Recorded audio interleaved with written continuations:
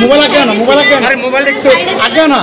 পরে আমি কাউ শুনি না, দোকানে আইসি আওয়ার পরে বলতেছে সব বলতেছে, পরে আমি না ধরে বাড়িতে গেছি, যাই আমার বাবিরে নিয়ে আমি বাইরে আইসা দিয়ে বাইরে রিক্সা তোলার পরে আমি আমার বাবি আর আমার এক কাকা ছিল সাথে, ওনারা নিয়ে সামনে গেছি। সামনে যাওয়ার পর ওই নিচে পড়ে গেছে না, পরে কাকারে কইছি কাকা একটু ছড়ে তুললা দে।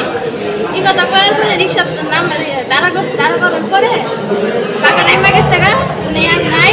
আমি আর আমার বাবি আলসাবাদ নিয়েছি, নেওয়ার পরে আলসাবাদ থেকে রাখছেন, আলসাবাদ না রেখে পরে গেছে শুনটি বের নিয়ে আইতাম। পরে শুনটি বের নিয়ে আওয়ার পরে বলছে আমার ভাই আর নাই। যারা মারছে কি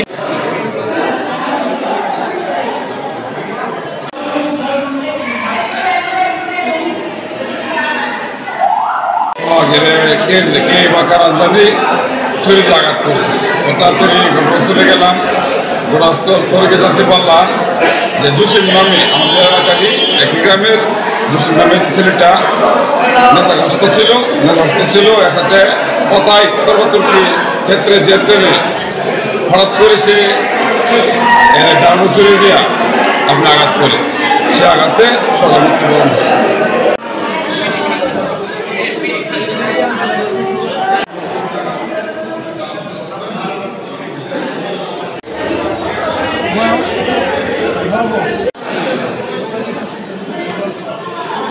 সন্ধ্যা 6:10 দিকে হারুন রশিদ সোহাগ নামের একজন রোগী এখানে আসেন। ওনাকে আমরা যখন পাই তখনই উনি মৃত অবস্থায় ছিলেন আর বুকে আঘাতের চিহ্ন ছিল ওনার।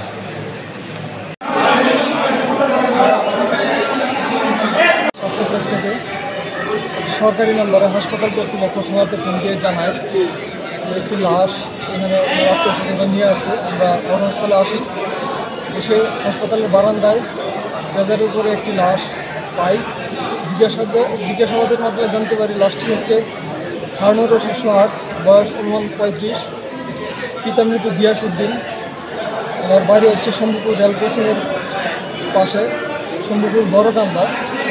এখানে আমরা এসে লাশটির ময়নাতদন্ত করি, সুরুথান প্রতিবেদন প্রস্তুত করি। সুরুথান প্রতিবেদনে লাশটির বুকের মধ্যে গভীরতা অনুমান 3.5 ইঞ্চি এবং প্রস্থে অনুমান 1.5 ইঞ্চি একটি মারাত্মক জখম দেখতে পাই। এবং এখন লাশটি সুরুথান প্রতিবেদনের জন্য অর্থাৎ ময়নাতদন্তের জন্য হাসপাতালে পাঠানো হবে এবং ডাক্তারি মতামত এবং আমাদের তদন্ত সাপেক্ষে ওনার মৃত্যুর প্রকৃত ঘটনা সম্পর্কে জানা যাবে। ধন্যবাদ।